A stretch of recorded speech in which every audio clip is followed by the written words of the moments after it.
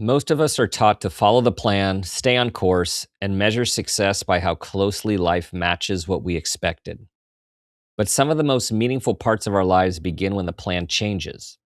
An unexpected opportunity, a new direction, a relationship, or even an idea we almost dismiss could lead us somewhere we never imagined.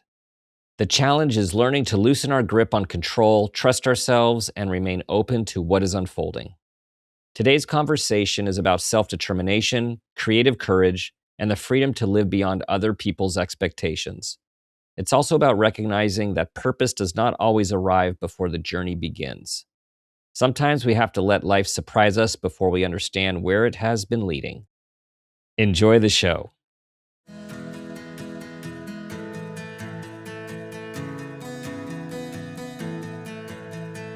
Welcome to Make It a Great One with Dr. Dan. This show is all about bringing hope, connection, awareness, and wisdom through meaningful conversations that inspire us to be better versions of ourselves and have a positive impact on humanity. This is your space to pause, reflect, and reconnect with who you are, what you care about, and who you want to be. We have this moment, this day, and this life. Let's make it a great one. Today, I am speaking with Kevin Kirwan. Kevin is a writer, author of literary and genre fiction. He holds an MA in creative writing from Johns Hopkins University and has a new novel, The Existential Awakening of One Particular Mexican Girl, which is a debut novel. In addition to his literary work, Kevin has spent the bulk of his life serving as mentor, teacher in several wildly divergent fields, everything from delivering pizzas to flying helicopters. He currently resides in California. Kevin, welcome to the show. Thank you. Appreciate it. Okay, as I was learning about you, here I'm going to summarize. Here's a summary of where I want to start, which is, it seems like you have backed your way into purpose. Like whether you are writing, whether you are working, whether you are exploring, it seems like you set out to do something, and it's only where it leads you is when you find yourself in this purposeful situation, whether it is father, whether it is husband, whether it is writer, and even in this, your debut novel, of the meaning that came from it. Yeah, I think that's spot on. It's a good description of my writing style as well. When I sit down to write, I don't typically have anything planned out in advance. I'm what's called a pantser. I just start with the kernel of an idea and see where it takes me. And that's pretty much the way my life has gone. Like you said, I'll start down a certain path and it leads me to wherever it does. And then I tear off in another direction. So I like the unexpected. I like that idea that life can surprise you if you let it, and you just have to get out of the way. Have you always been like that? Yeah. I think I became more like that probably in my early 30s. I was a little uptight and a little bit trying to determine my purpose up to that point. And when you are doing that, and it's again to draw the parallel with writing, when you're trying to drive the boat instead of waiting to see where it's going to take you, a lot of times you can get in your own way. That's true of just about anything in life. I used to play a lot of golf, and you really have to swing that golf club freely and without letting your brain get in the way. If you try to walk yourself through every step of just about anything in life, it'll bind you up. So you have to let yourself go and just follow along and take whatever path comes to you.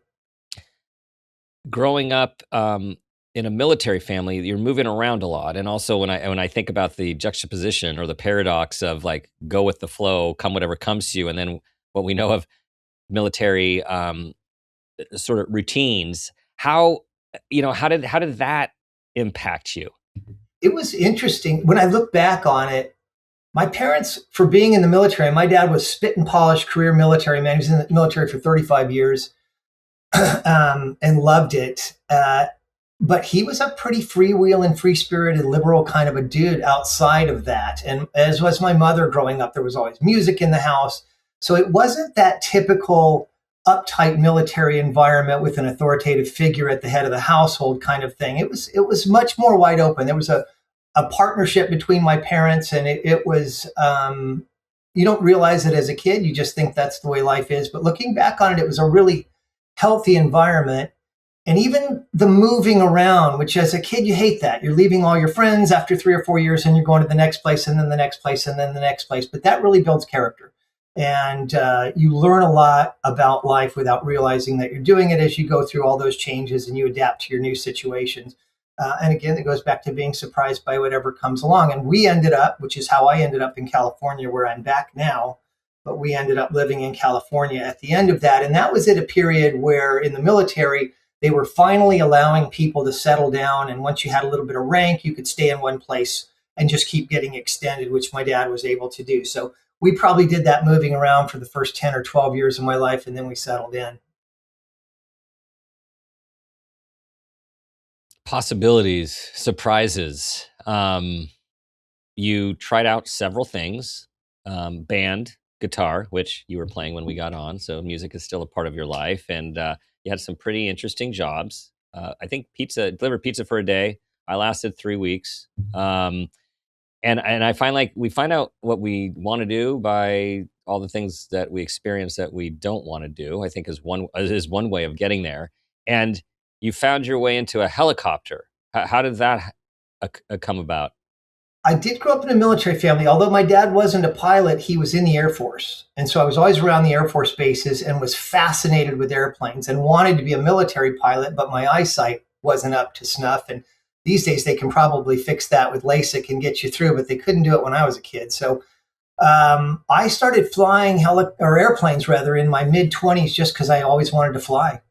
And then realized I didn't want to be a professional airplane pilot because I'm a bit of a homebody. I've got a bunch of pets and kids, and I don't want to be away from everybody. I wanted to come home to my own bed every night, and helicopter pilots do that. You know, you don't fly that far in a helicopter, and typically for most jobs, you're coming home every night. And it just looked like fun, so I got into the helicopter thing, and it is an absolute blast. It's as much fun as it looks. But it ended. Yeah, I did that and ended up owning my own company and had several helicopters and an airplane out of the Van Nuys Airport, a company called Jetboy Helicopters. And then that airport went through a change right around the time my life was going through a change. And all the big corporate operators were coming in and driving the smaller operators out like myself. And that became a corporate jet airport. And so all the little guys, especially the helicopters, which are not welcome on the ramps because of the downwash and the damage it can cause, we couldn't find a home, really. I could have probably found someplace, but right about that time, my son was being born, and my life was going through some career changes outside of the flying thing, and it just became time. It was for me to walk away from flying. So that kind of came to a close at that point. You said I've heard you say you became a writer because your dad was a reader, just to tie this into, Yeah. where you came from and where you ended up going. Oh, I love that. I love that. My dad passed a few years ago, and you don't realize sometimes what that relationship really means until it's gone. And so I treasure that thought of my dad, who was an avid reader, as was my mom. And from a very young age, my dad would read. He kind of got a feel for what I liked, and he liked historical fiction, and I liked historical fiction. And so he would read these books, which were certainly not age appropriate, but they were historically accurate fictional accounts of battles and whatever. The Lion of Ireland by Morgan Llewellyn's a fantastic book. That was one he gave me. And he would feed those books to me, just one after the other after the other. And so I was an avid reader, these big, thick books from the time I was probably 7 or 8 years old. And that shapes your writing voice. And to do it from such a young age like that is, it's just invaluable. All that stuff that you take in along the way before you start writing, it absolutely molds and impacts your writing voice when it does come about later. Not just the content, it expands your vocabulary, it expands your worldview. You're learning the technique of writing, all the different techniques that different writers use, just how they put their words on the page. And everybody's a little bit different, and all of that gets synthesized through you later on and becomes your writing voice. So the fact that my dad did that with me was, I already said it, but it was invaluable. It absolutely changed the way my brain works. When we think of possibilities and how anything's possible, and we'll get into a little bit of quantum physics in terms of how you brought that in or found yourself bringing it in. And so we think of timelines, and time is relative. And so here you are you have this business, you decide to go in a different direction, and you go back to school. You go back to get your BA.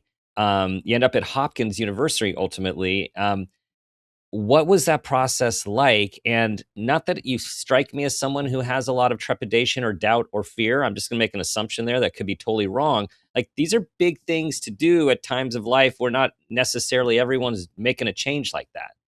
Yeah, I'm never cowed by that sort of thing. I go in at full speed, and I'm not intimidated really by anything. So um, I always felt a little less than because I didn't have a college degree. I knew I was a bright guy and I was well read, and I read the news all the time. I was up to date on current events, and I always felt I could hold my own in a conversation with somebody who was a little bit more intellectual or better educated, but I always felt a little bit less than. So as things were tailing off with the helicopter business and everything in my 50s, and I didn't have a college education, I said, I'm going to go back to school and get a degree in something I know I can make a living at because I want to leave Los Angeles. Where can I go to get it? And what job could I do that you can do just about anywhere? Well, I could be a school teacher. All right, I'm going to go back to school and get my bachelor's degree in education. And so I did that and cranked through that. And I wasn't even thinking about a master's degree. And right towards the end of that program, the college I was at, which was Cal State Sacramento, started sending me, hey, why don't you get a master's now? You're finishing up your bachelor's. And I went, ooh, a master's. That's interesting. Maybe I'll do that as well. And I started looking at programs all over the country. And Johns Hopkins had a writing program that looked great. And so I jumped into that, and that took me 2 years plus another semester for my thesis, and that was a life changer. Yeah. Mhm. So I didn't even think about that degree until I went and got it. I was already somewhat of a writer, but that took me in that direction. And this novel came straight out of that. This Mhm. novel started out in that program as a little short slice of life story for a workshop that I did, and then it turned into this. How how did the master's experience and education change you? It changed the way I look at myself. I don't know. I mean, there's nothing wrong with being proud of an accomplishment. I'm a little self-conscious about that, but I remember my dad going back to school probably in his 30s because in his career in the Air Force, to get the next levels of promotion, they wanted to see degrees. He was an NCO. He wasn't an officer, so he didn't have a college degree yet, but he realized to better himself and to reach the next level, he was going to have to do that. And you don't appreciate that maybe as a kid watching your dad do that. You don't understand really the importance of that or how much dedication it took or how proud you should be of your father for that. But he did that, and he went back to school and he got his bachelor's and he got 2 master's degrees. And looking back, I'm super proud of him. I wish I would have told him that when I had the chance, because now that I've done it, I know how that makes you feel and the motivation behind it. So that changed the way I see myself to some extent. I was already a self-confident guy, but that kind of bolsters your self-confidence. To be able to say Mhm. you're a college graduate, to me, that's a big deal. And I see the attacks on higher education that are going on right now, and I see the problems that the universities are having, and that's heartbreaking to me. We need to promote higher education, and I'm proud to do that. And my kids know it's expected of them. They can live their own life, and if they don't want to go to school, they don't have to. But that's something I really want for my kids as well. Mhm.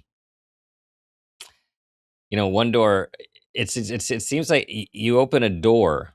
You open a door, get invited to walk in whichever way the circumstance is, and you decide to take it. And this is a wonderful, I think, metaphor and reality or multiple realities that we all see with sliding doors. It's like we can't always plan. Why do you think we humans like to plan so much? Like because I mean it gives us a sense of like comfort, reduced anxiety.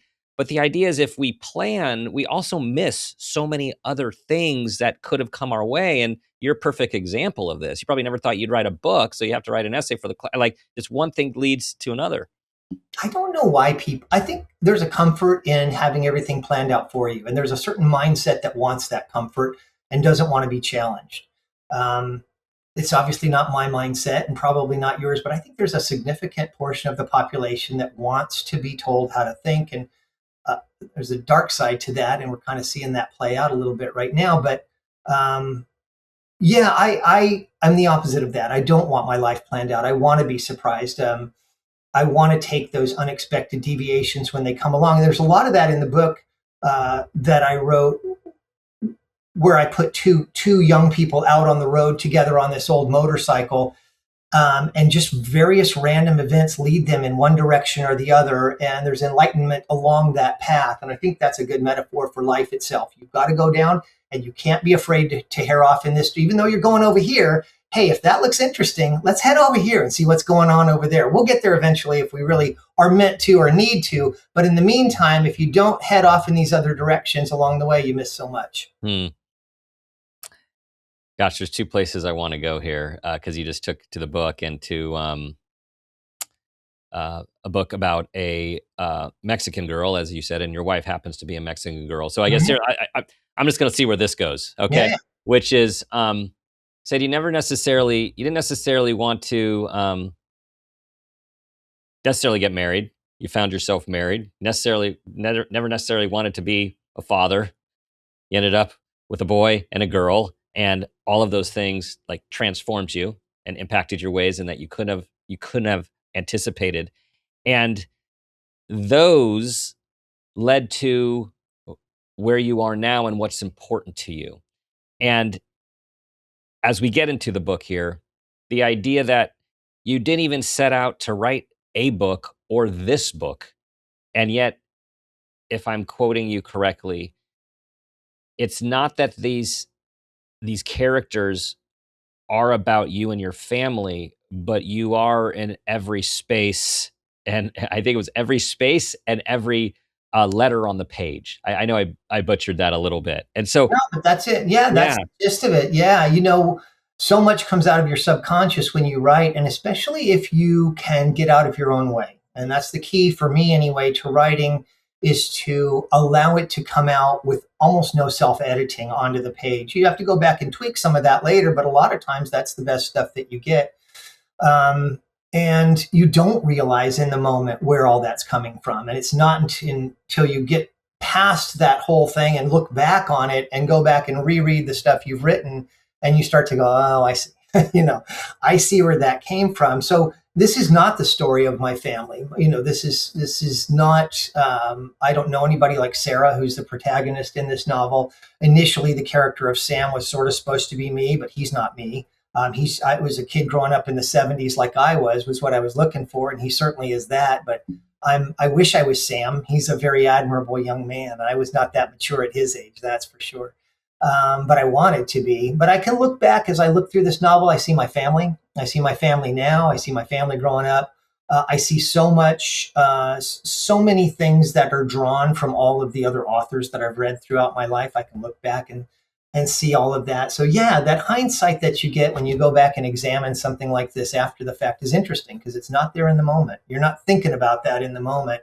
I wasn't consciously thinking, oh, I want to write this so that it's a homage to my father, or because this is reflective of my relationship with my wife. There was none of that conscious effort. And it's such a fascinating process, because again, back to planning, when it comes to the arts or, I'm going to say business, like most of the time it's like, okay, here's what we're setting out to do, right? Here's our business plan. Here's this project plan. And yet, for those of us who sit in stillness and find that an important way to connect with something that might be beyond us or something that comes through us, it's a completely different process. And yet, you're talking about bringing that process or using that process in your craft, which is, I'm going to allow myself, these are my words, to be a vessel about what comes through, and I'm not going to filter. I'm going to take my that editor, that super ego, that thing that is like the critic, and I'm going to put it away, and I'm just going to let the funnel come through me, and I am going to see what unfolds and then look back on it and fill it in once I already have it. And I'm thinking for someone like you, it's not, compared to others, it seems less hard for you to filter, because I think you are blessed and maybe sometimes cursed with living your life with less of a filter in an authentic way. Whereas for many, and you must know some of these people or have some colleagues, it's like it's really hard for them to turn off that critiquing brain or that perfectionistic brain or that this is how it's supposed to be brain to let something come through. And I have both aspects of that in my personality. I'm a very A-type controlling personality in many ways. I like to determine my environment, and I'm very, if something has to be done, it's getting done right now. There's no procrastination, and I'm a very focused, goal-driven person in one sense. But in the other sense, yeah, I can completely get and have to get out of my way in order to write. I cannot write with an outline. I cannot sit down ahead of time and think about what the story is going to be. My brain won't work that way. It won't stay within a framework. And if I try to do that, I shut down, I get blocked. So when it comes to writing or playing the guitar or any creative kind of a thing, I have to work from instinct entirely, completely. I cannot think it through ahead of time. So as a result, as I'm sitting and writing, I'm oftentimes stunned by the things that come out. I haven't thought about them. I'm not trying to put that on the page and suddenly there it is. And there's a point in the book, maybe a third of the way in or so, where we're spending some time, we go back in time, and we're spending some time with this girl, Sarah's mother, and she has this out-of-body metaphysical experience. When that came out of nowhere, that was never, I had not thought of anything like that. I wasn't trying to write a book with magical realism or anything fantastic in it. This was just a character study of this girl, Sarah, and suddenly here's this metaphysical awakening going on with her mother. And as that came out onto the page, I shied away from it, and I was going to say, no, that's not where this book is going. And I backed up, and I've often found that's the best ideas, are the ones that hit you like that, and you just got to put them out there. And that took the book in an entirely different direction. Had I thought it through ahead of time, I would have never done that. That was not the book I was writing. So the best stuff that comes out on the page is always that stuff that surprises you, and that stuff would never make it onto the page if I pre-planned.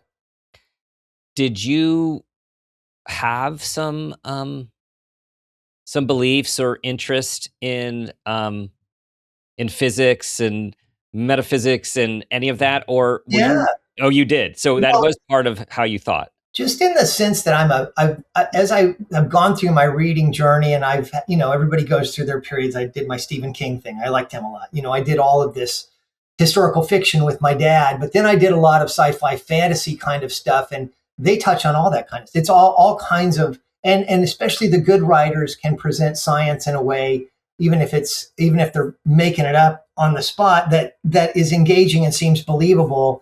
And can take something that is impossible and seemingly preposterous and make it completely believable and take you along on that journey with them. And I loved that stuff. So I was interested in the physics and the metaphysics. And I actually, although this is not a religious novel and I shy away from that, I don't want people to get the wrong idea. There is that component where this girl, Sarah, who's on this journey of enlightenment, she is looking in every place she can to fill out her idea of what's going on. She's hearing this voice that's her mother. She believes it's her mother who died giving birth to her, so she's never actually heard her mother's voice. Now she thinks her mother's reaching out to from the past, and she's trying to figure out how that's possible. And so, of course, she's going to look in every place she can for those answers. And one of them is she does look at religion. And so I was able to draw on my experiences when I was in my late teens, where I went through a religious thing. And I had a girlfriend whose father was a Pentecostal preacher. And so I went to the Pentecostal, which is the holy rollers and the fire and brimstone, people literally rolling on in the aisles. And that was super fun and crazy for somebody at my age to experience that back then. So that's always stuck with me. I was able to get, all that came out in the novel. They end up in a Pentecostal church at one point. So I think there's the metaphysical aspect of this, which is where it ultimately goes and what we ultimately explore. But they also look at the spirituality side, so that Sarah's looking for answers, and she's looking for every place she can to get those answers. And a lot of that was drawn from either stuff I've read or just a general interest that I have, or experiences like the one I just mentioned. Did your beliefs about religion, about time and space, did it change at all from your experience of writing this book? Yeah, it did. I don't believe, I'm not a believer. And I find the idea of a higher power focused on this tiny little insignificant planet to be kind of preposterous. But at the same time, I have a soft spot for it, and for people who truly believe, and a certain kind of believer kind of appeals to me. That person who has their own belief and is willing to kind of keep it within themselves and trying to foist it on others. I do have a soft spot for folks who have a good heart and who believe in a higher power. And I think that comes through in the novel. I don't give short shrift to the religious figures and the people that we see in here. Sarah spends time with a couple of nuns from this convent that's adjacent to the ranch where she lives, and those are fun scenes. They spend about a week or so with this family that ministers at a Pentecostal church. And I think I give all those people their due and present them as well-rounded, likable, lovable characters. And no past judgment on anybody. I just kind of put it out there. This is what it is. So I do have a little bit of a soft spot for spirituality in that sense. And probably more of a belief, if you were to look at my actual belief systems, that if there is anything that comes before and after this, it's a little more of what ends up getting described in the metaphysical sense, that maybe there's some sort of a power force or a life force or something surging throughout the universe that we're all drawn from and go back to. That seems a little more elegant and believable to me. What about love and love transcending time? I always believed when I was younger, I'm a romantic, and I'll cry at a love story in a heartbeat. And I've always believed that that there was one person, one being, one life force that we're all drawn to, that there is a soulmate, and that you come back time and time again to that person as you go through the various iterations of your existence. And I love that concept. And that is certainly something that gets explored in this novel. And so I don't know, I go back and forth between stating a belief on something like that, but I certainly won't. I wish that were the case. And I think, I don't know, I fell in love when I was in my mid 40s with a Mexican girl, and she was fabulous. And then we went our separate ways, we've got our kids, but went our separate ways. And then we came back together. About 6 or 7 months ago, we got back together, got married again. I moved back to California from Vermont to be with her. And I do think she's the one. There's that thing that drew me back to her. I think over and over again through time, maybe we are drawn back to that other half, if you will. It's a great concept. So I agree. It's a great concept. yeah. And I think where people, I think there's a yes and like that, the idea of a soulmate, but yet there's not just one, right? There's not just one person in the entire universe who is for you, but there are people who are for you. And there is this transcendence of time and space and souls.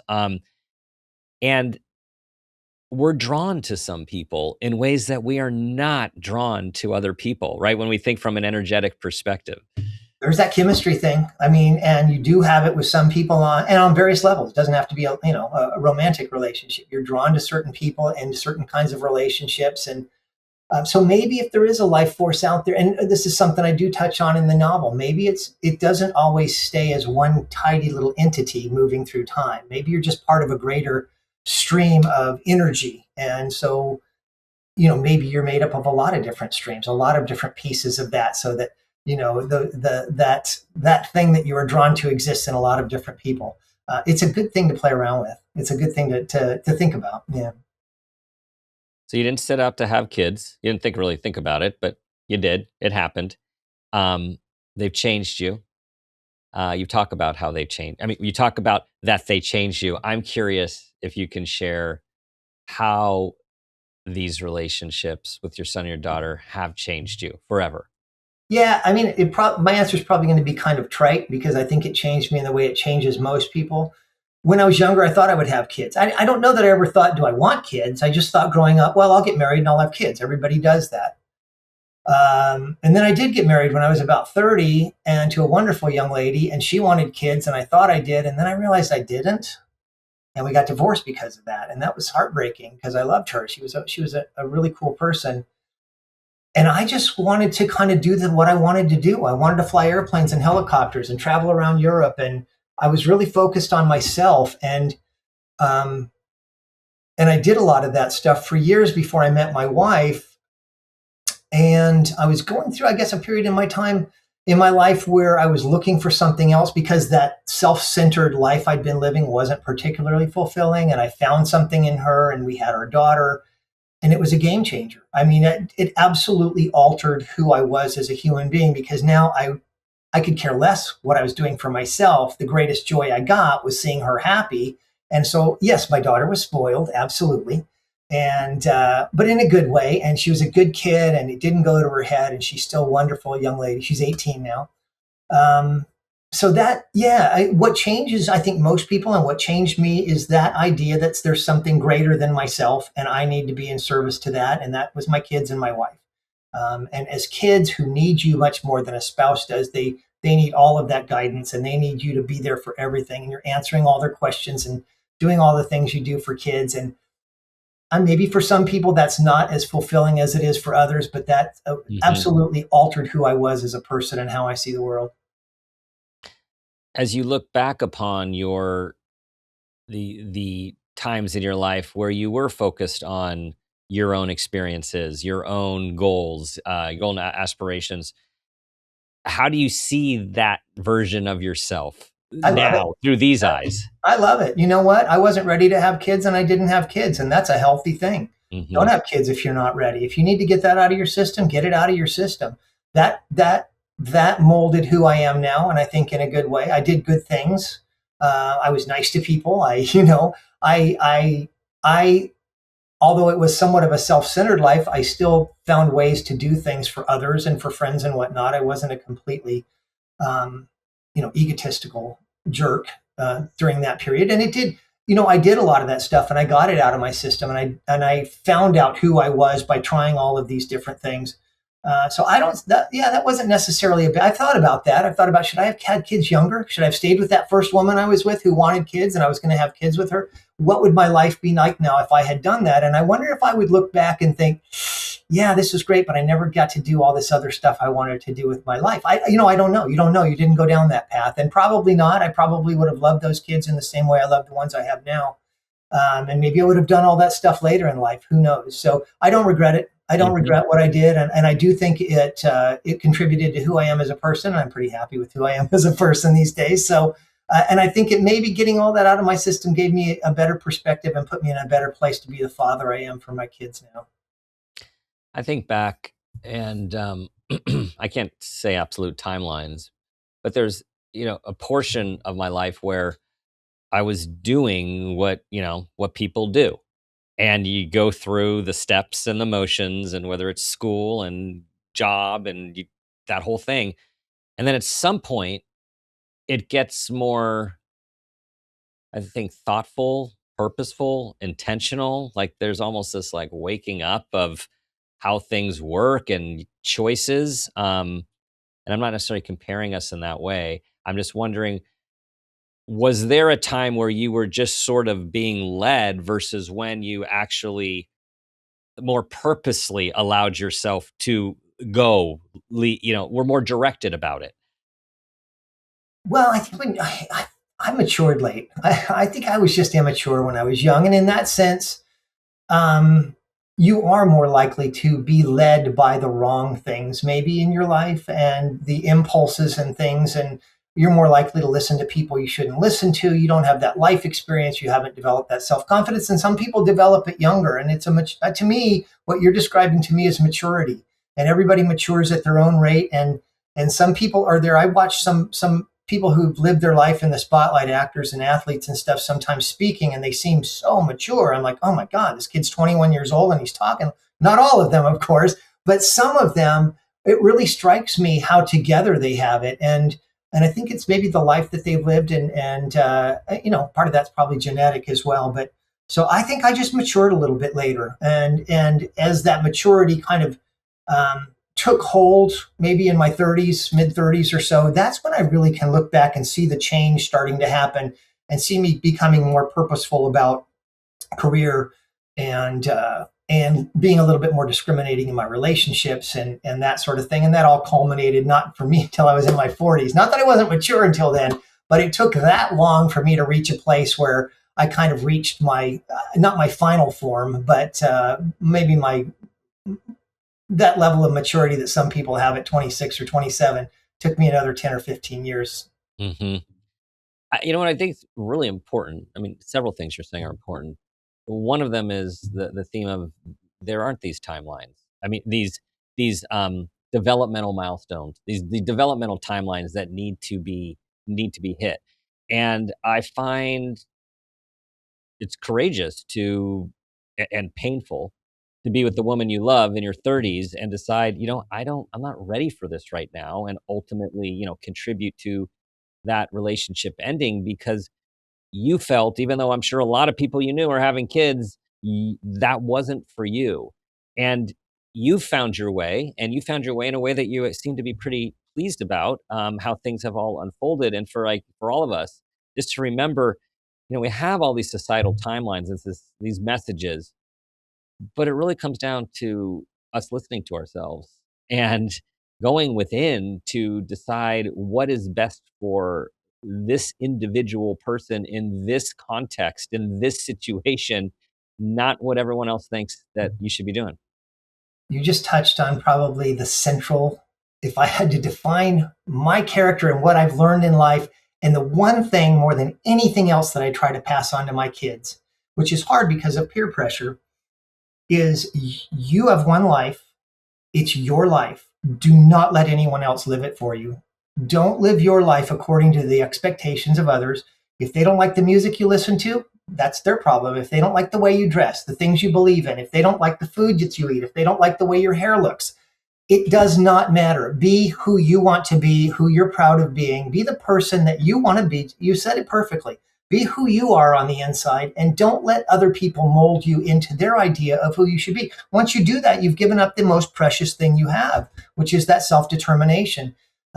I stress that over and over and over and over to my kids, especially when I see peer pressure and I see them doing things, and I can tell why they're doing it. And I try to tell them, no, you do like this. I know your friends don't like it, but that doesn't. So determining who you are and getting inside yourself and really being able to do that. And maybe that's what maturity is. And some people can do that earlier than others. I really didn't have too much of a problem with that part of it past my teen years. But I'm absolutely adamant in not trying to be a conformist. I don't want to be like everybody else, and I don't want to believe and think and do all the things everybody thinks I should do. I'm going to be who I am, and if you dig it, great. If not, that's cool too. I like that a lot. What I've been talking to my wife about fairly recently is, instead of this idea that I might do something to let people down or not fulfill some expectation that they have of me, I'm going to surprise them. You made me think of that, right? Like, I'm going to surprise them and do something a little different. And it's a different way for those of us who do have come with heavier loads of obligation, responsibility. And I'm not putting this out on a pedestal. I'm saying, like, it's a thing that a lot of people carry. It's hard to not live up to whatever the expectation is or the obligation is or what people think you should do. So surprise them, everyone. Surprise them and do something different. I mean, Kevin, seems like you actually, it's a cornerstone to your life, is to, I think, surprise yourself as much as to surprise others. That's, to allow life, you have to allow life to surprise you. It's not a purposeful thing, other than the fact that you can't, like you said, live your life according to the expectations of others. But take that right turn when you're supposed to go left sometimes. See what's going to happen down here, that kind of thing. And I love not having a plan every time I go out to do something and just kind of winging it and seeing what happens. And sometimes it's a disaster, and sometimes that's valuable too. But yeah, let life surprise you, and don't worry so much about what other people think. And I think that, just to circle back around in my book a little bit, I would never have sat down to write this novel. I have another novel, which is a very standard, straight ahead mystery thriller genre type novel. That's a novel that I wrote with a purpose in mind. okay, this is a commercial novel. It's going to be the first of a series. So I want to make a character that everybody's going to, I really thought that one through, and it's a good novel. It's a really good novel. I would never, if I was trying to sell books, I would never have written this novel. No, this is not a mass appeal type of a novel. It's on a small press, and it's very eclectic in the way it's written. It's a collection of linked stories as opposed to a conventional through line narrative. It's told from multiple different POVs. There's not one POV throughout, so you're bouncing around from chapter to chapter in terms of who's telling the story. There's so much about this novel that is unconventional, is probably not going to hit with a mass audience. I don't know that I would have ever done that. If I'd sat down to map out a novel the way I did my first one, I would have never arrived in this place. And I'm so happy I didn't do that. I'm so happy I just set out and said, let's see what happens here. Mm-hmm. Let's see what happens. Here's a quote from you. Life will only surprise you if you allow it. And I believe you just said that. Yeah, that's something to live your life by that, and never quench the spark of inspiration. I said that in an essay I wrote recently, and I have found, I mentioned this a little bit earlier when I talked about the fact that that whole metaphysical thing kind of came out of nowhere when I was writing one day and spilled out onto the page. And I almost took it back out of the novel on the spot because that I didn't think that was the book I was writing. And then I went, well, wait a second. Why isn't that the book I'm writing? I'm going to get out of the way and see where this goes. You have to allow life to surprise you, and you can't edit those moments out of your life that you see coming or don't see coming. And when something unexpected starts to happen, rather than turning away from it, I think you have to embrace it, embrace the good and the bad. And I think you have to allow life to surprise you if you really want to have an interest. If you want to look back later in life and say, man, I loved my life. I really did. And the life you lived was a very regimented, pre-planned one. I don't know that you're going to have that experience. Well, if you make it to 80 or 90 and you're on your deathbed looking back, I'd rather look back and see all the crazy stuff that happened and say, yeah, that was a good life. Yeah. Yeah. And I think with that, a lot of conversations that I've had is how we can put aside the fear, we can put aside the worry, we can put aside the self-doubt, because those are all the things that often keep us in this safe zone, or this scared zone, or this limited zone, as opposed to, as what Gay Hendricks talks about, our zone of genius, like going for it, just go for it. And God, every human has so much unique potential, like We do. untapped potential. And you're right. So many people are afraid of the consequences of their actions, or afraid of what others will think of them if they do a certain thing. And to some extent in our society, you have to conform. That's just, if you're going to live in this society, there are certain things that you do have to do. But outside of that, there's so much possibility that I think a lot of people get so caught up. You were just talking about this, in the expectations and how they should do this or that, or, if I make this decision, what are people going to think about me? And if I do this and fail, what are people going to think about that? And you have to leave that room for failure too. You always have to leave that room for failure. You just never know. I wrote an essay recently about Sonny Rollins, who sadly passed about 6 weeks ago.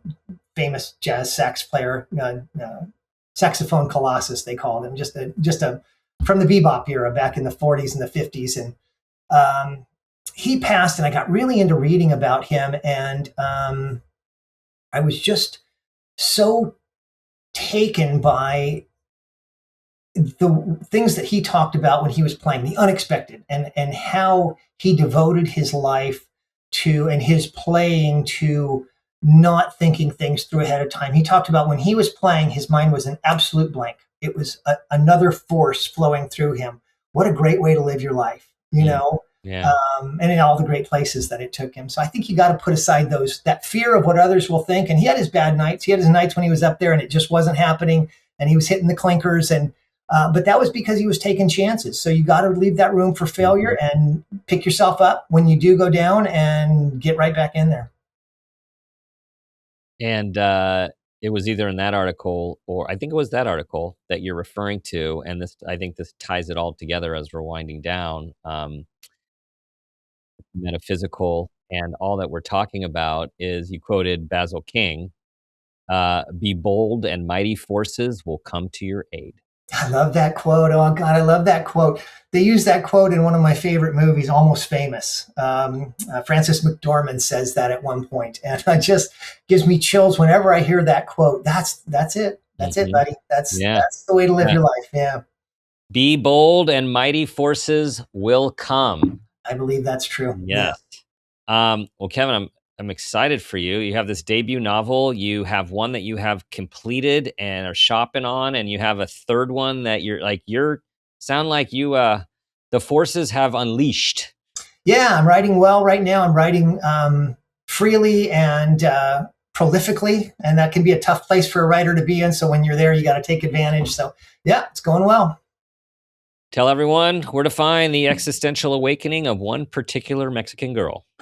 Sweet. Yeah, you can get that pretty much anywhere you can buy a book. You can find my novel, and Amazon's got it. You can get it on Goodreads. You can get it Barnes and Noble. So it's a fun read. It's a pretty quick read, a good beach read. Or in summertime, take that out to the beach with you. You can probably finish it in an afternoon. Awesome. Wishing you all the best. Hey, thanks so much for having me, buddy. I enjoyed this.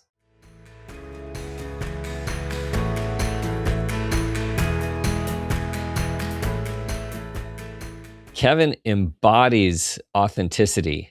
He is true to himself and has allowed himself to be led to places he did not think he was going to go, but was glad when he got there. Here are 5 key takeaways from our conversation. Number 1, life can only surprise us when we allow it. When we hold too tightly to the plan, we may miss the people, possibilities, and experiences that are trying to lead us somewhere meaningful. Number 2, you have one life. Do not let someone else live it for you. The expectations of family, friends, peers, and society can be powerful, but self-determination means choosing a life that feels honest and authentic to you. Number 3, purpose often becomes visible in hindsight. Not every meaningful path begins with a clear calling. Sometimes we discover our purpose by following our curiosity and looking back at where the journey has taken us. Number 4, creativity needs room to surprise us. The inner critic, perfectionism, and excessive planning can silence our best ideas. Inspiration often appears when we stop controlling the outcome and allow something unexpected to emerge. And number 5, a bold life must include the possibility of failure. Taking chances means that things will not always work out, but failure is not evidence that we should have stayed safe. It is evidence that we were willing to fully participate in our own lives. Kevin is inviting us to listen to ourselves, to be ourselves, and to live our own life. We are interested in what you think about this episode, so please feel free to leave us a comment at Dr. Dan Peters on Instagram or reply to any of our social posts. Please share this with anyone and everyone you think will benefit. Thank you for being a part of our amazing community, for subscribing, for your 5-star reviews, and bringing your people to us. As always, we have this moment, this day, and this life. Let's make it a great one. This has been a Peters and Rossi production. Make It a Great One with Dr. Dan is produced by Amber Miller. Our engineer is Phil Rossi. Theme music is Uplifting Folk by Awesome Music. Artwork by Kelly Dwyer. Follow us on social media at Dr. Dan Peters. For more information, visit drdanpeters.com.